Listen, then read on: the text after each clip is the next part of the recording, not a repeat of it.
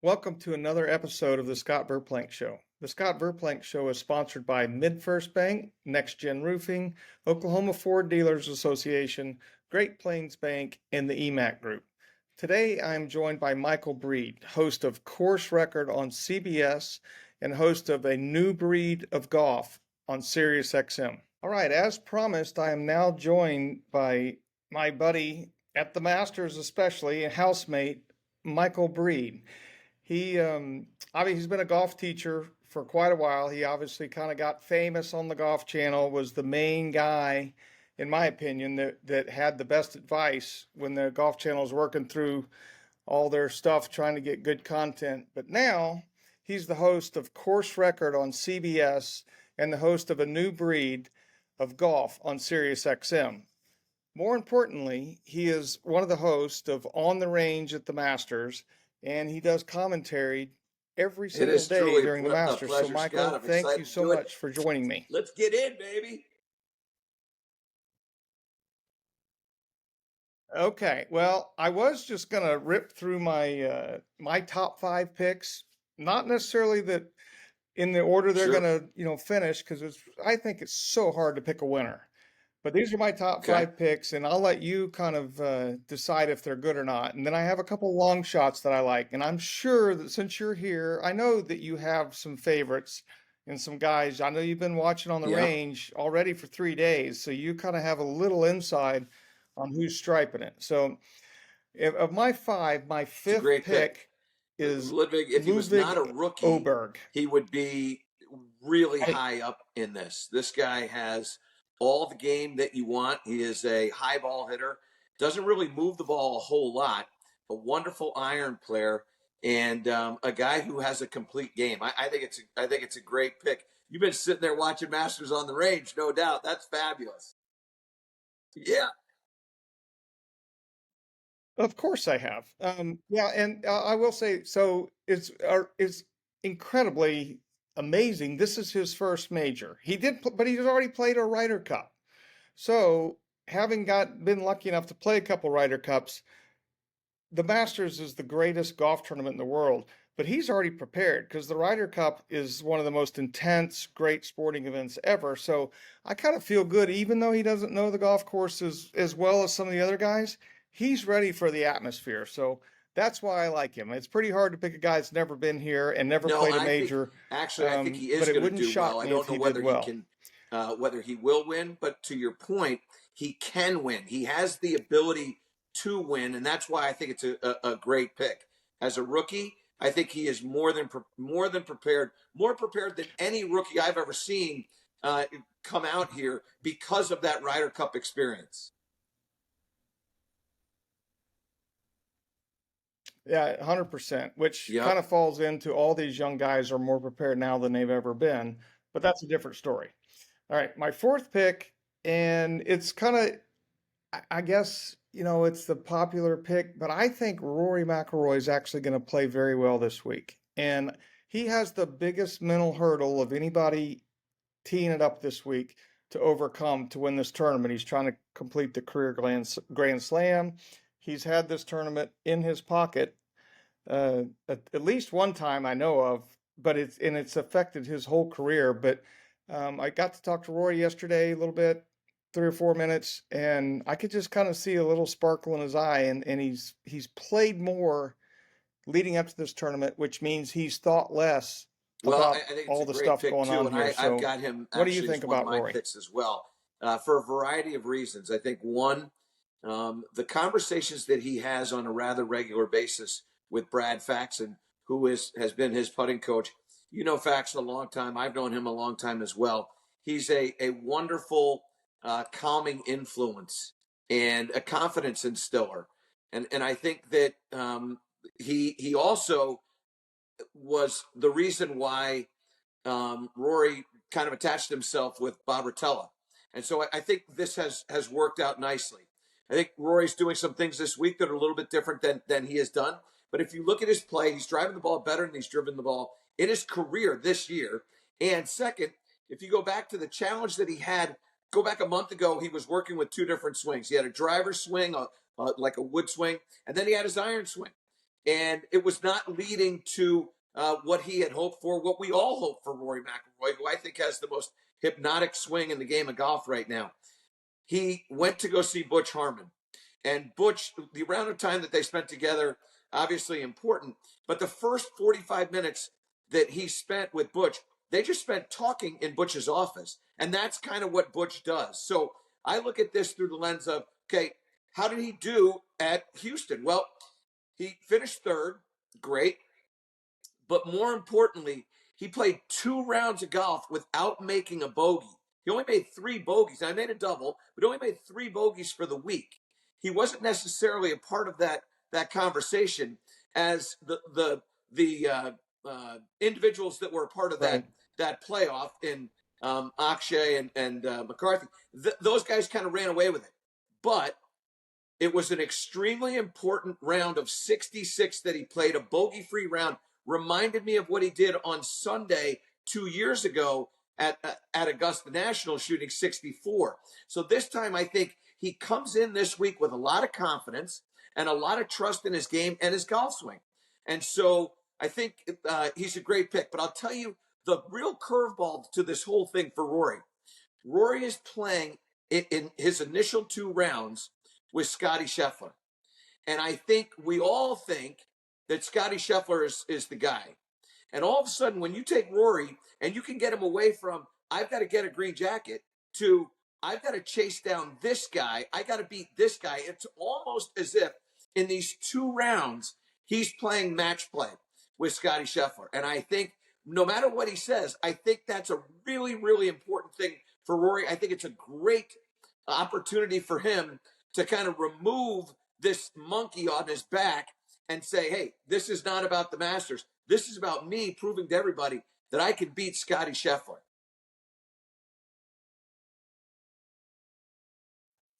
Well, and you know what? And that's a great point. And that kind of, in my mind, as a player and a longtime player, and he's got the biggest mental hurdle to overcome of anybody here, and that kind of feeds into it. If he's ready, then I think his chances are excellent. And I also think that his chances probably go up with the weather forecast, because there's a great chance of pretty heavy rain tonight, which will really soften the golf course up, which will accentuate how good he drives the ball. So we will see. I mean, I know some people think, oh, he should win every week, but um, it would be a great accomplishment to overcome the phobia or whatever he has around Augusta, and get in a position to win and complete the career grand slam, since only I think 5 people in the history of golf have ever No done doubt. that. So he is obviously playing for immortality. So my third pick, and I'm a little biased because he did go to Oklahoma State for a while, but I think Wyndham Clark, his attitude, obviously he's playing great golf.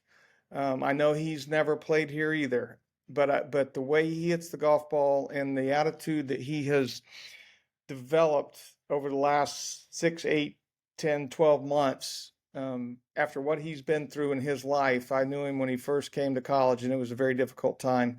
Um, I don't think Wyndham's afraid of anything. And if he can kind of get his You feelings know right what's around interesting? here, I Because think I think it's a he's great going to pick be as right well. there. You start thinking about Wyndham. This guy comes in as a rookie here at Augusta, not his first major. Obviously, he won a U.S. Open. And when you think about all the things that he did to win that U.S. Open, the one thing that kind of sticks out that not a lot of people are talking about is his short game imagination. He has a great imagination. He's got great touch with his wedge, and he's playing wonderful golf. He's finished runner-up to Scotty Scheffler 2 weeks in a row. And you start thinking about what he did at the API, and then, of course, what he did the next week at the Players' Championship, you start to realize this guy's a big-time player. And he has that major championship under his belt. And I look at this from a standpoint of, okay, can you hit your irons the way you want to? Absolutely. He's shown that. Can you drive the ball well? Absolutely. He's shown that. The short game is really solid, and his putting is fabulous. And so then the question then comes down to his mind. And where is his mind? And I think his mind is remarkably free. I love the pick. Yeah, no, I agree. I think that he does not have the mental hurdle that Rory's going to have to overcome.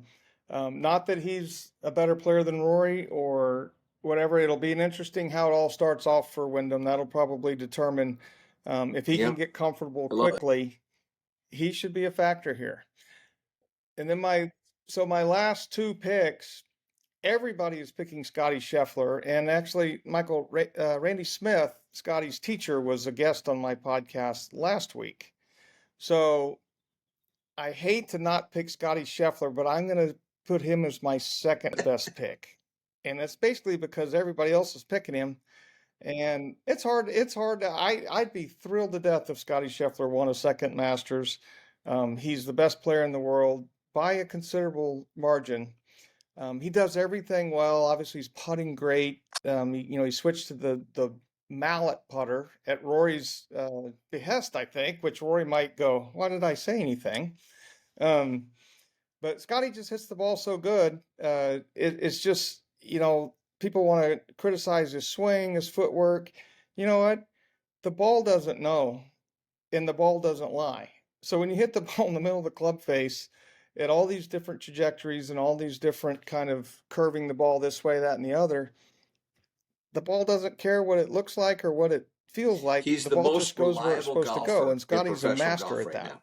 And when you think about the skill sets that are required in order for you to have success here at Augusta National, he has them all. But of course, that would mean he has them all in every single golf course that he would ever play. He drives it better than anybody. He hits his irons better than anybody.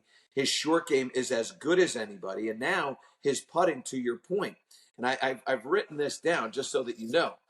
At Houston, he gained almost a half a shot putting. At the Players, it was over a full shot, 1.246 at the Players. At the API, which he won, he gained over 4 shots with the putter. At Genesis, which he finished 10th, and that was his worst week in these last 5, he lost over 4 shots putting, and he still finished 10th. I mean, that's a brutal week. But then at Phoenix, he gained almost a half a shot putting as well. So when you start thinking about, is this a fluke that's going on with Scotty? No, it is really, really consistent. And I have studied his putting stroke. I've studied what's going on with him. And I too, very much like Rory, believed that he needed to change putters. The switch to Phil Kenyon, his putting coach, has been a marvelous play. But one of the real things that I think is important here is he's taken the line off the golf ball. And now all of a sudden, by going to a mallet putter with a longer sight line, he's now able to line himself up without using the ball. And I've always felt that people that use a line on their golf ball are admitting that the putter that they use, they can't aim. They need the assist of the golf ball. And so when I see somebody take the line off the ball, I'm thrilled. But I'm even more thrilled at Augusta National because, and you know this well, and I've got a lot of experience here as well. There are so many times where you stand over the putt. There are probably 800 different lines that you could take based on speed.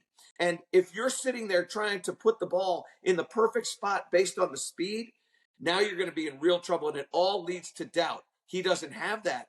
He's already won here in 22, so the guy has confidence. He understands what's going on. I unlike you here, he's my number 1 pick, and I think it's as simple as, if it walks like a duck and it quacks like a duck, it's a duck. And I'm going with the duck. I think it's Scotty. If I had to put some of my own money on this deal, I would probably have to put it on him. But since everybody else thinks it's a shoe-in, I'm trying to buck the trend. But I agree with you 100%. He going with no line, no nothing, you basically get back to like when you're a Yep. kid. You have a ball and a target and a stick. And you just, when you're a 6-year-old kid, I mean, how many you've been around Yeah. golf I forever spent teaching golf? You actually 4 years worked at here as an Augusta assistant. National, isn't that correct? And then I worked a total of 13 tournaments. Right. So, and that was with the merchandise program. And then however many tournaments I've worked Yeah. with CBS and SiriusXM. I mean, I've got a little bit of experience here. Yeah. Right. That's right. So yeah, you're not a No. newbie here. There's no doubt about it. Yeah, it's not your first time here. But so you've been around golf. So how many like 8, 10, 12-year-old kids are the greatest putters you've ever seen? Because they know nothing about mechanics. They know nothing about what they're supposed to do or should do. They just take their stick and they hit the ball into the hole. So Yeah, I I would think say that's it's kind of what Scotty's reaction getting golf back to, and that he's obviously playing. it's And I go working. back to a quote that, there's two very interesting Right. quotes or lines that were delivered on the 16th hole from Masters champions, Ben Crenshaw in 1995. He was asked about the shot that he hit into 16 was a fabulous shot. And he said basically, it just felt like a 6-iron. And when you start thinking about this game and this creative mind that Scotty possesses and Ben obviously did and does as well, and I think that's one of the reasons why he's such a great golf course architect, is he just kind of feels what's going on. I think Scotty now getting back into the field, which is exactly what Augusta National asks for. And it's one of the reasons why I think Bubba Watson has won here a couple of times and why he's had such success, why Jordan Spieth has had such success, because it just asks your mind to visualize things. And when you get to where you're too analytical and not visualizing what's going on, you can struggle here. And what I love is that that's going to feed Scotty Scheffler. And I think that, with his confidence that he now has with the putter and his trust and belief in what he's doing with Phil Kenyon, I just think it's going to be a really powerful week for him.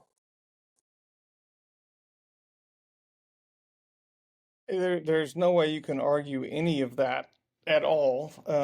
I would agree. It would not shock me if he won going away, and it wouldn't shock me if he won by a shot. But saying all that, and I'm pulling for him, I pull for all the guys. I just for a month, I've been thinking about the Masters. The one name, Scotty's name, everything. The one name that keeps coming up to me is Hideki Matsuyama. I don't know. I do know why I like him, but it was such a huge moment in golf when he won in 2021. And he is an unbelievable player. Obviously, as you know, he's one of the purest ball strikers. A little more, obviously, more mechanical than Scotty. But this year, he has done all the little things that I've been looking for a guy who is trending in the right direction coming into the first major, the Masters tournament. And he just so happens to have won it one time before. So I really think I wouldn't say I'm pulling for everybody, but I just think he's got a real Yeah, I chance agree with to take the your trophy call on away from Scotty Matsuyama. I think Scheffler. he's playing wonderful golf. He's already won this year, 62 in the final round at Genesis, I believe, and he has gotten back to playing the style Yep. of golf that he plays. And the style of golf that he plays is he just beats you with his ball striking skills. And when he has a good putting week, all of a sudden he's got a chance. And he does that even on a Sunday, he can shoot 62 like this. He's not afraid to go low. He shoots low scores very comfortably. And so, when you kind of look at a guy who has won here in the past, and he's not really, I kind of feel like he's under the radar a little bit. Even though he is a Masters champion, I kind of feel like he's a little bit under the radar. Yep. And I mean, there's nothing that you can say that would make you go, I don't think Hideki's got a chance this week. I think he is a very solid lock in a top 20. Whether he wins or not, who knows? But I can tell you that he will be there come the weekend, and wouldn't surprise me at all if by Sunday he's putting on another green jacket and claiming his second Masters. Well, and one of the things that really impressed me when he won in 21 is I the weight of the world, the weight of Japan is on his shoulders. Last group Sunday, he's leading, and I walked out to the first tee before we went on air, and he's teeing off on number one because I wanted to see it, and he literally blocked it 50 yards right of the fairway, and I thought there's out of bounds way over there because that's where the old media center, the press building used to be, and it had to hit some trees and it kind of dropped down, and I was like, oh boy, this could not be good. And you know what? He mentally sucked it up and he fought hard, and I was like, this guy's got a little something different than some of the other guys. So that's why I'm thinking that. Doesn't mean it's going to happen. No way, it's impossible to pick a winner. I do expect a tremendous tournament. Just briefly, I got 3 or 4 guys that I think have a really good chance Yeah. to finish high if you're in one of these Masters pools or something like that. So I'm going to tell you who I think that Adam Scott and Jason Day both have a legit chance to have fantastic weeks, and they're probably not high on that many people's radar, but experience and confidence, and they're getting in the back part of their So I love career, the pick so of Adam they have a Scott. little He's extra playing urgency. great. So He's what do you think finally about those settled two on guys? completely the long putter. He has wonderful success here as a Masters champion. Right. And I think that he is sort of on the, I don't know if he's a long shot necessarily, but he's certainly a guy who is not going to pop to the front of people's minds. And yet, I think it's a wonderful pick. As far as Jason Day is concerned, now let's not forget that year in 2013, with 3 holes to go, Jason Day had a 2-shot lead, and on that Sunday, and it was his for the taking, and he ends up making a couple of clumsy bogeys, and all of a sudden Scotty comes out with the win in a playoff. And Right. so, what do you think about Jason Day? Jason Day's gotten a whole lot better. He's working on some really good stuff with Chris Como. Had a chance to listen to him and talk with him about the things that he's working on. And the only thing that gives me pause with Jay Day is I don't know how far along he is in making this alteration to his motion a skill that he possesses. It'll be interesting to see how that works. I've seen players many times have great success with making a new move until Sunday shows up. And so that's the thing that I worry about. But having said that, this is a guy who is as resilient as anybody. He's got the same grit that you talk about with Matsuyama, maybe even more so. And, he already has a major championship under his belt with a PGA championship in 2015. So, I love Jay Day. He has really come back from all those issues that he's had with his body. And, is there a more likable guy out there on the PGA Tour? Yeah. Well, maybe that's why I like him, Michael, because guys that kind of go through some physical issues and kind of hit the bottom and then fight their way back up, you kind of start sticking together. But I agree with you. But I think that particularly him, he has been he's been hurt, he's been beat up, run over, and left for dead, and he's on his way up. And he's the kind of guy that if he can get the little spark at the right time, this could be like his redemption tour right here. So Yeah, there's several I've other got a guys couple that are people who I great. Do you really have like. any pick? I know Yeah, you. I know. I really like Give me a Cameron couple of your Young thoughts this on week. players. He's had a nice season. It wasn't a great year last year for him, though he still played fine.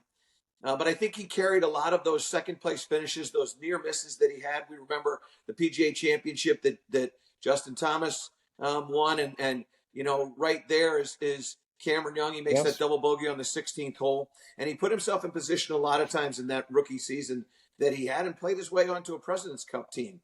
I think he was a little bit disappointed being left off the Ryder Cup team.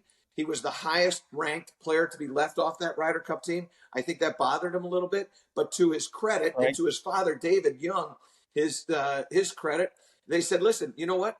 Just play better. You play better, and you don't make it a choice." And I think he is set out to do that.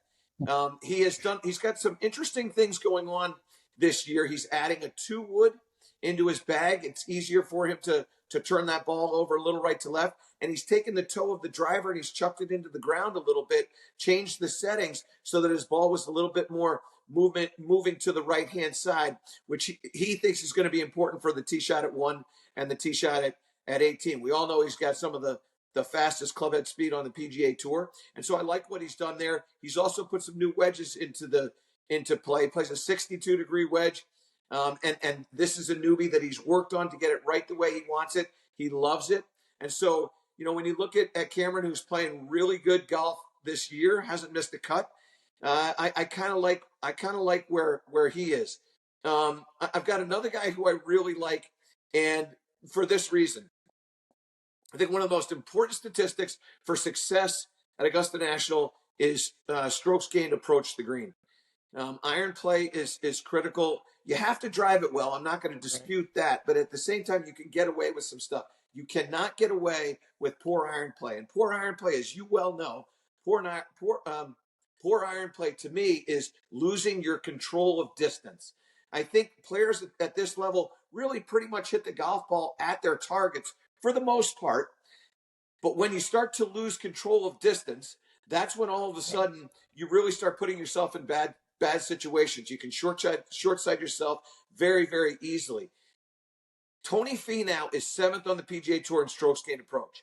He has struggled finding a putting stroke that is going to work for him, and he really has gained some confidence in what he's working on the last couple of weeks. And so when I look at Tony Finau, who has all the speed that he wants, he's making a golf swing that's nowhere near what he can do. He just chooses to throttle back at 181 miles an hour ball speed. He's got way more in the tank than that. And I do think that when this rain comes in, and as high as he hits it, which is another reason why I like Rory as well, because it's going to be a lot of carry yardages off the tee. You're not going to get a lot of, it's not the ground gainer. It's not the guy that's going to hit the ball on the ground and is picking up 40 yards as it's rolling out.